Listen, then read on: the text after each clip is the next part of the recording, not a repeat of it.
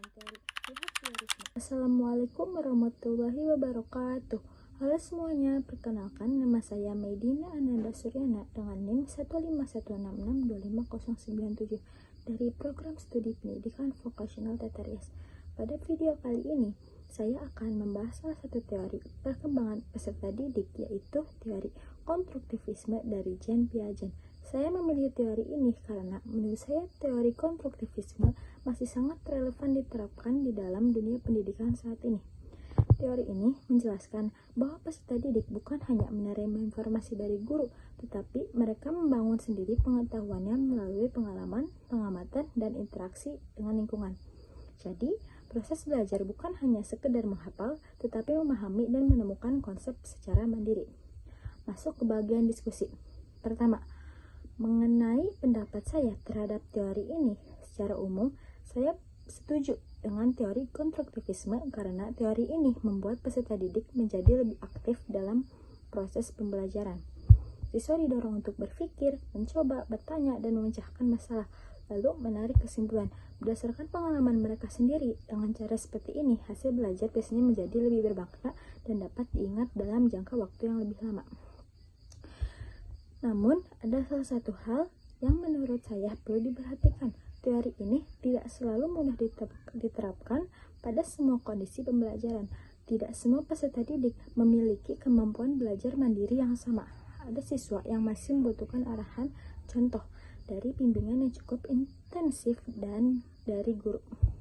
Oleh karena itu, menurut saya, guru tetap memiliki peran yang sangat penting sebagai fasilitator yang mengarahkan proses pembelajaran agar tujuan pembelajaran dapat tercapai. Selanjutnya, saya akan membandingkan teori konstruktivisme dengan teori behaviorisme.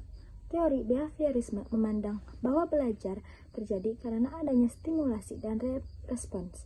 Perubahan perilaku diperoleh melalui latihan, pembiasaan, serta pemberian penghargaan maupun hukuman. Sementara itu, teori konstruktivisme lebih menekankan bahwa pengetahuan dibangun sendiri oleh peserta didik melalui pengembangan belajar yang mereka alami.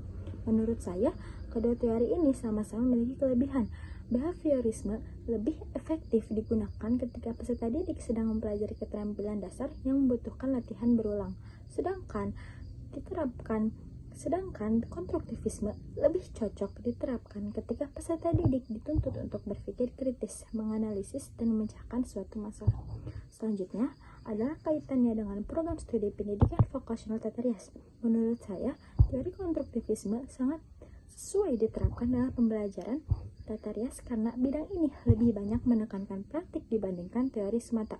Mahasiswa tidak cukup hanya mengetahui langkah-langkah merias atau menata rambut dari buku, tetapi harus mencoba secara langsung, melakukan latihan, mengevaluasi hasil, serta memperbaiki teknik yang masih kurang. Misalnya, pada praktik Tata Rias wajah atau penataan sanggul, mahasiswa akan memperoleh pengalaman langsung saat melakukan teknik yang sesuai dengan bentuk wajah, jenis kulit maupun karakter model. Dari pengalaman tersebut, mahasiswa akan menemukan sendiri cara terbaik untuk menghasilkan riasan yang lebih baik.